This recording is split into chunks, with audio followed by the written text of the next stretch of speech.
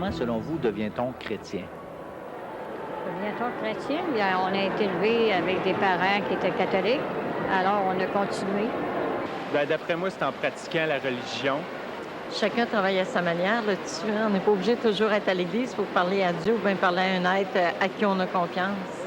On devient chrétien en aimant son prochain, tout le monde. C'est d'être honnête. En pratiquant, on est élevé comme ça, pratiquer la messe tous les jours. De faire des bonnes actions, aider des gens qui ont besoin d'aide. On lit de la façon qu'on est baptisé. Si on est baptisé chrétien, on est chrétien, veut pas, qu'on croit en Dieu ou non. Parce que nos parents font un choix pour nous. Mais à part ça, c'est peut-être avec la foi, seulement ça. Comment on devient chrétien? En se faisant baptiser.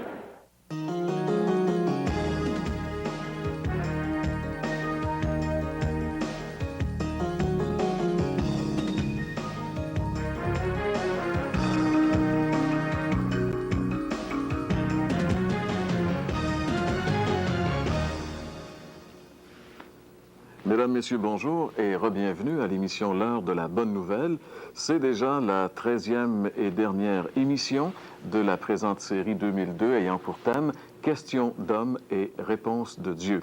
Pour cette dernière question, c'est « Que signifie être chrétien ?»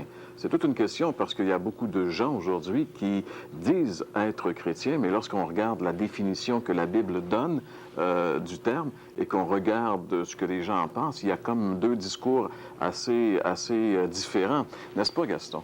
Oui, c'est vrai. Je crois que l'apôtre Paul définit bien ce qu'est un chrétien. Lorsqu'il dit « J'ai été crucifié avec Christ », puis si je vis maintenant, c'est plus moi qui vis, c'est Christ qui vit en moi. Alors, être chrétien, c'est d'avoir le Christ vivant en soi. Et je pense, François, que d'après les réactions qu'on a vues, il me semble que la plupart des gens reviennent toujours au fait que être chrétien, c'est faire quelque chose pour le devenir en faisant faire des bonnes œuvres ou quoi que ce soit. Moi, j'en remarque qu'il y a un excellent mélange entre la différence. Il y a une différence qu'il faut faire entre être chrétien, ce que c'est qu'être chrétien, et comment on le devient chrétien.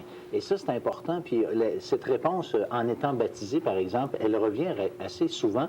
Mais moi, j'aime à dire, si on va dans les prisons, si on va partout, c'est tous des gens qui ont été baptisés. Mais on voit bien que ce n'est pas nécessairement des gens qui sont chrétiens. Il n'y a pas de relation directe là, avec le fait d'avoir eu quelqu'un qui a pris une décision à notre place et le fait d'être vraiment chrétien. Donc, c'est clair que la majorité des réponses, enfin, ce que les gens pensent, est-ce que la Bible dit, c'est vraiment deux choses vraiment différentes. Bon, on voit, il y a une confusion. C'est surtout ça, je trouve, qui est évident. Dans un petit instant, de toute façon, nous, on va voir vraiment ce que la Bible a à dire sur le sujet, que signifie vraiment être chrétien. Et pour l'instant, si vous le voulez, nous allons passer à la chronique « La Bible répond ».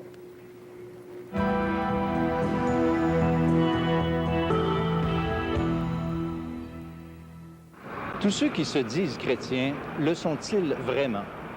Pour bien répondre à cette question, il nous faut brièvement définir ce que signifie être chrétien. Plusieurs expressions synonymes tirées du Nouveau Testament nous donnent une excellente idée de sa signification.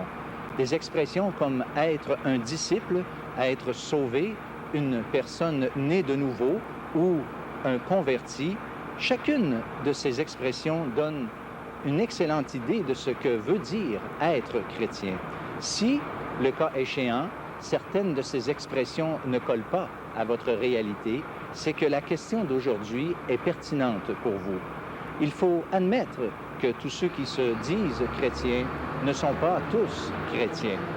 Une adhésion, par exemple, aux valeurs chrétiennes ou simplement reconnaître comme juste et équitable les enseignements moraux du Christ, voire même avoir été baptisé et assisté à certains offices religieux. Non, selon la Bible, aucune de ces pratiques ne peut faire de vous un réel chrétien. Voici ce que le Christ d'ailleurs nous a dit en Matthieu chapitre 7 et à partir du verset 21.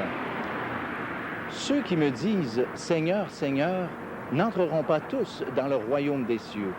Plusieurs me diront en ce jour-là, « Seigneur, n'avons-nous pas prophétisé par ton nom? N'avons-nous pas chassé des démons par ton nom? Et n'avons-nous pas fait beaucoup de miracles par ton nom? » Alors, je leur dirai ouvertement, « je ne vous ai jamais connu. Retirez-vous de moi, vous qui commettez l'iniquité. » Il est donc évident que parmi ceux qui se prétendent chrétiens, plusieurs sont dans l'erreur. Et cette erreur est tragique puisque ces personnes entretiennent une illusion tant qu'à leur destinée éternelle. Non, chers amis, tous ceux qui se disent chrétiens ne sont pas tous chrétiens. À l'image de cette fresque derrière moi, qui n'est en fait qu'une illusion de ce que c'est qu'une Église. Vous aimeriez approfondir les réflexions proposées dans cette émission? L'heure de la Bonne Nouvelle vous offre gratuitement un exemplaire du Nouveau Testament, Bonne Nouvelle aujourd'hui, ainsi que le livre Réponse de Dieu aux questions de l'homme de William MacDonald. En plus, un calendrier de réflexion quotidienne. Pour recevoir le tout, écrivez-nous et faites-nous part de vos commentaires. L'heure de la Bonne Nouvelle, case postale 1054 Sherbrooke, J1H 5L3 ou par courriel hbn@abacom.com. Pour poursuivre votre réflexion, nous vous invitons à un déjeuner de l'espoir organisé à travers la province. Téléphonez au 1-866-335-3863, 1-866-DÉJEUNE pour connaître les détails concernant l'endroit, la date et l'heure pour votre région. Notez, ces déjeuners ont lieu dans des endroits publics et vous sont offerts gratuitement. Que signifie être chrétien? Il y a beaucoup de gens sur la terre qui se disent chrétiens. Mais ces 2 milliards de professants sont-ils vraiment tous de vrais chrétiens selon la définition que la Bible donne de ce mot? Et dans ce domaine, il y a beaucoup de gens qui leurrent les autres en jouant un jeu. Il y a beaucoup de personnes qui se leurrent elles-mêmes en se trompant elles-mêmes. Mais sachez bien ceci, personne ne pourra jamais leurrer Dieu. Au tout début de son ministère public, Jésus a été confronté à ce genre de situation. Lors de son premier voyage à Jérusalem en tant que ministère public, Jésus avait prêché, il avait fait des miracles et beaucoup de personnes avaient été étonnées de voir ce personnage qui sortait de l'ordinaire. Alors beaucoup ont cru en lui, mais la Bible nous dit que c'est pas parce qu'ils disaient croire en lui que ça faisait d'eux nécessairement de vrais chrétiens. Et c'est justement ce que l'apôtre Jean a écrit dans son évangile et qu'on pourrait lire ensemble en Jean chapitre 2, les versets 23 à 25. Il est dit ici que pendant que Jésus séjournait à Jérusalem pour la fête de Pâques, beaucoup de gens crurent en lui en voyant les signes miraculeux qu'il accomplissait. Mais Jésus ne se fiait pas à eux, car il les connaissait tous très bien. En effet, il n'avait pas besoin qu'on le renseigne sur les hommes, car il connaissait le fond de leur cœur. Eh bien, ces gens se croyaient chrétiens, mais Jésus savait très bien qu'ils n'étaient pas de véritables chrétiens, parce que leur foi en Jésus avait de mauvais motifs. En réalité, la foi en Christ qui nous permet de devenir chrétiens, c'est la foi qui fait qu'elle est placée en Christ parce qu'elle reconnaît en Christ le sauveur de ses péchés. Non pas un homme qui avait des beaux discours ou encore un homme qui avait la puissance de faire des miracles. Tous ces signes-là et même la façon dont Jésus parlait démontraient qui il était, mais il fallait-il encore mettre sa foi dans ce qu'il était venu faire pour vraiment avoir ou devenir chrétien. Jésus a déclaré qu'un véritable chrétien était quelqu'un qui répondait à au moins 4 conditions.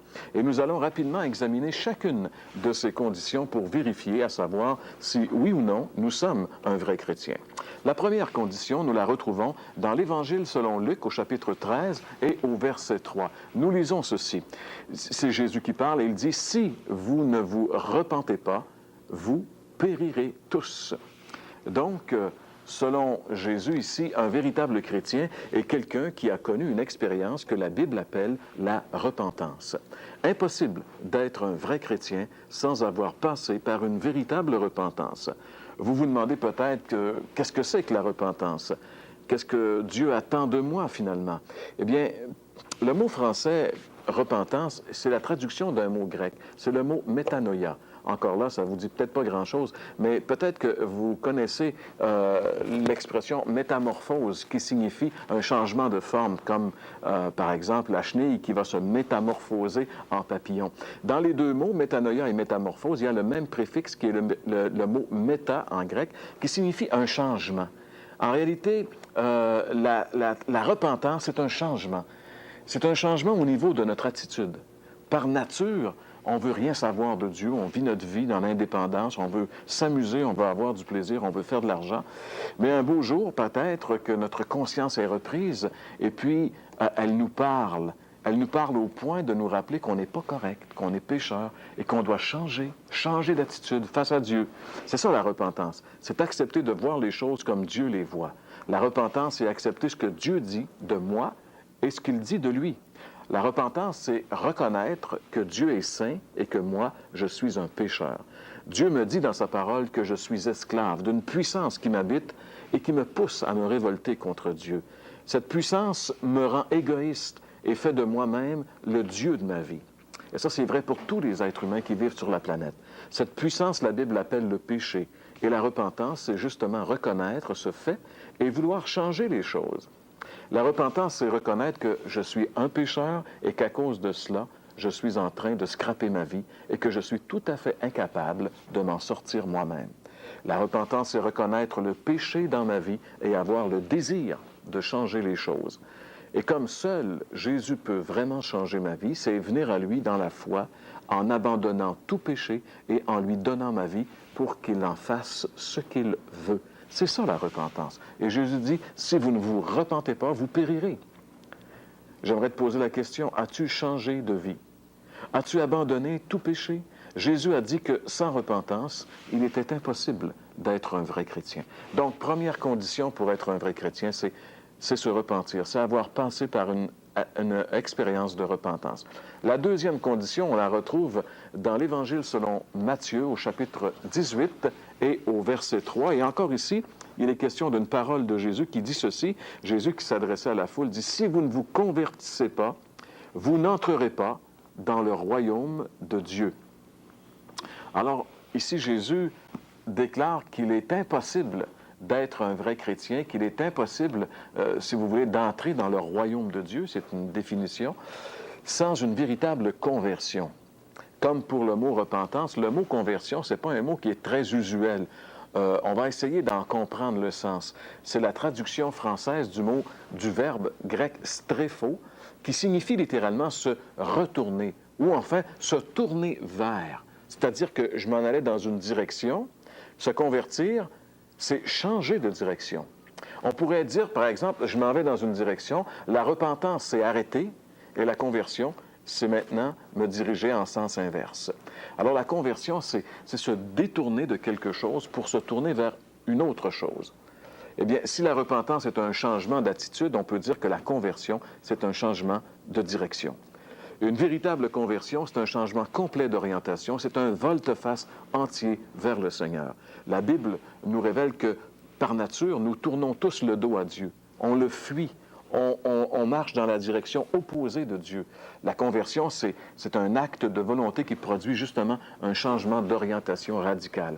L'apôtre Paul utilise ce mot lorsqu'il rappelle aux chrétiens de la ville grecque de Thessalonique leur propre conversion.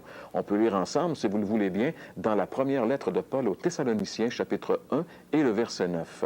Je lis dans la version du Sommeur, qui est peut-être un peu différente de votre version, et on lit comme suit. On raconte en effet quel sujet, à votre sujet, pardon, quel accueil vous nous avez réservé et comment vous vous êtes tourné vers Dieu en vous détournant des idoles pour servir le Dieu vivant et vrai. Dans ce verset, dans la version Sommeur utilise la définition du mot conversion en disant vous vous êtes détourner des idoles pour servir, pour vous tourner vers Dieu. Et c'est la vraie définition. Mais dans certaines versions, ici, le mot conversion est là. Comment vous vous êtes converti à Dieu. Alors, voyez-vous, qu'on utilise quelque versions que ce soit, si on est conforme à ce que la Bible dit, on revient toujours à la même chose, c'est-à-dire que la conversion, c'est un changement de direction. Dans la Bible, la conversion n'est jamais une conversion, par exemple, à un groupement.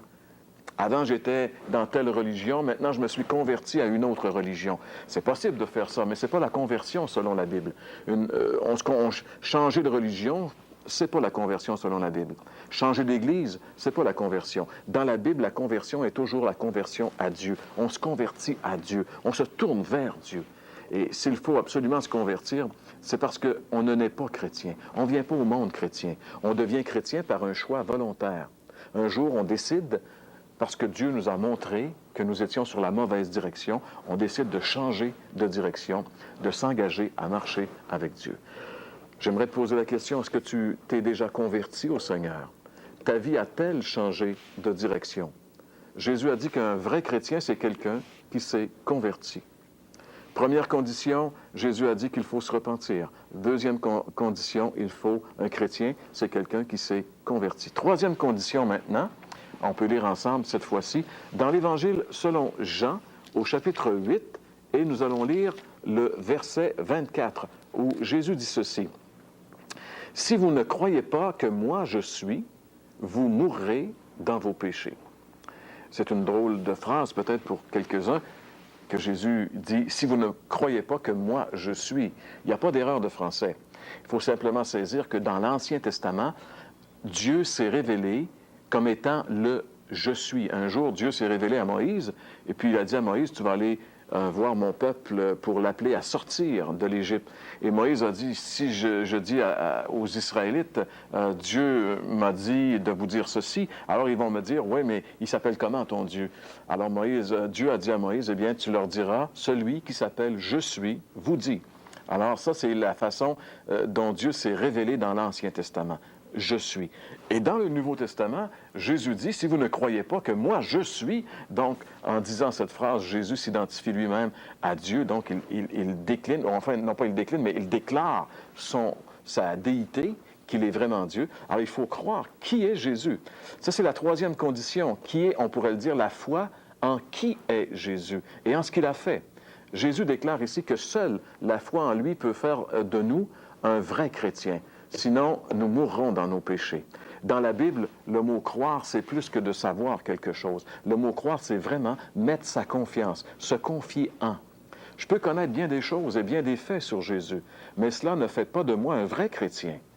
Je peux très bien connaître intellectuellement les faits de l'Évangile, mais cela ne fait pas pour autant de moi un vrai chrétien. Pour devenir un vrai chrétien, je dois mettre toute ma confiance uniquement en ce que Jésus est et en ce qu'il a fait pour moi à la croix. Jésus est le grand « Je suis » de l'Ancien Testament. Il est Dieu manifesté en chair. Et la Bible dit qu'il est venu pour prendre ma place de coupable et pour mourir à ma place sur la croix. Le jugement qu'il a reçu sur la croix, c'est moi qui devais le recevoir. Il a été puni de Dieu à ma place. Je ne pourrai jamais devenir un vrai chrétien sans me confier de tout mon cœur en ce que Jésus a fait pour moi à la croix. Et cela, mes amis, c'est amplement suffisant, parce qu'en mourant sur la croix, Jésus a dit « Tout est accompli ». Est-ce que tu te confies uniquement en Jésus et en son œuvre à la croix pour ton salut? Sans cela, on n'est pas un vrai chrétien. Il faut se repentir, il faut vraiment se convertir, il faut croire qui est Jésus-Christ et ce qu'il a fait.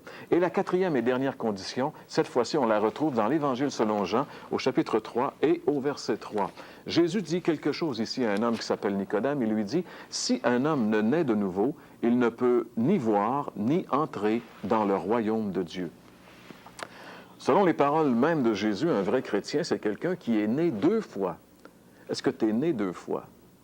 Sinon, tu ne pourras jamais ni voir, ni entrer dans le royaume de Dieu. C'est ce que la Bible dit. Jésus a dit ces paroles à un homme qui s'appelait Nicodème. C'était un homme religieux. C'était un homme qui se confiait dans ses bonnes œuvres religieuses et morales pour aller au ciel. Il se croyait correct, il se voyait comme un bon chrétien. Beaucoup sont comme lui aujourd'hui. Ils pensent mériter leur ciel en échange de leurs bonnes œuvres religieuses. Mais Jésus a été très catégorique. Il doit se produire un miracle dans la vie de tout individu pour qu'il devienne un vrai chrétien. Il doit naître une seconde fois. C'est une naissance spirituelle qui vient par la foi en Jésus. Quand du plus profond de son cœur, une personne reçoit Jésus comme Sauveur et Seigneur, Dieu lui donne une nouvelle nature. Il lui donne sa propre nature, la nature même de Dieu, la nature divine, qui lui permet maintenant d'avoir accès à Dieu, et ce, pour l'éternité. Cela s'est-il produit pour toi? Est-ce que tu es né 2 fois? Voilà, mes amis, les 4 conditions qui font un vrai chrétien, selon Jésus. La repentance envers Dieu, la conversion au Seigneur Jésus-Christ et la foi unique en Jésus, ainsi que la nouvelle naissance. Si on t'arrêtait et qu'on t'accusait d'être chrétien, est-ce qu'on trouverait assez d'évidence pour te condamner? Es-tu vraiment un vrai chrétien? Voudrais-tu le devenir? Quand Jésus a été crucifié sur la croix, 2 bandits ont été crucifiés à ses côtés. Et l'un des 2 est devenu un vrai chrétien là sur la croix. Il s'est repenti. Il a dit à Jésus, il a dit à l'autre, il a dit, nous recevons ce que nous méritons. Il a donc reconnu qu'il était un pécheur et qu'il devait payer de la justice humaine pour ce qu'il avait fait. Mais il a dit aussi, lui n'a rien fait de mal. Il a reconnu que pour ce qui concerne la justice de Dieu, c'est Jésus qui était en train de payer sa propre pénalité. Alors il s'est repenti, il s'est tourné vers Jésus, il s'est donc converti, et puis là il a dit à Jésus, quand tu viendras dans ton règne, souviens-toi de moi. Et il a cru que Jésus était vraiment le Messie, donc il a cru en Jésus, et Jésus lui a dit, aujourd'hui tu seras avec moi dans le paradis. Il est né de nouveau, là, sur la croix. Il a réalisé que Jésus mourrait pour lui. Il s'est converti. Il s'est tourné vers Jésus. Alors, mon ami, j'aimerais te poser la question, est-ce que tu réponds à ces 4 conditions? Est-ce que tu réponds aux 4 conditions que Jésus a placées dans la parole de Dieu pour confirmer que tu es un vrai chrétien? Voudrais-tu, comme cet homme sur la croix, devenir un vrai chrétien maintenant? Tout ce que tu as à faire, c'est de te repentir. Reconnais que tu es un pécheur. Crois que Dieu t'aime, qu'il a donné son Fils sur la croix pour toi. Et invite-le maintenant qu'il en est temps. Aujourd'hui, maintenant, simplement, tu peux lui dire, Seigneur, je reconnais que c'est mes propres péchés qui t'ont fait mourir et souffrir sur la croix. Seigneur, je te demande pardon et je te reçois maintenant comme mon Sauveur. Et mon Seigneur, viens, prends ma vie et fais de moi ce que tu veux.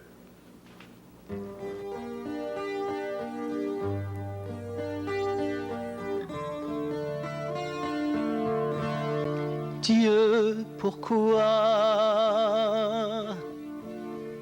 Dieu, pourquoi es-tu descendu mourir sur une croix, sur le bois, toi, un roi, prendre ma place et venir mourir pour moi, moi qui ne méritais pas si grand amour, ce pardon que tu m'as fait connaître un jour, prends ma vie, ma pauvre vie, je n'ai rien d'autre à donner, mais prends ma vie, je te crie, je te prie de m'aider à ne vivre que par ton esprit. Tu m'as soulagé, Seigneur, d'un grand fardeau. Quand mon cœur a découvert le vrai repos, fatigué et assoiffé, tu m'as donné ton eau, cette source qui jaillit sur moi d'en haut. Ô grand roi,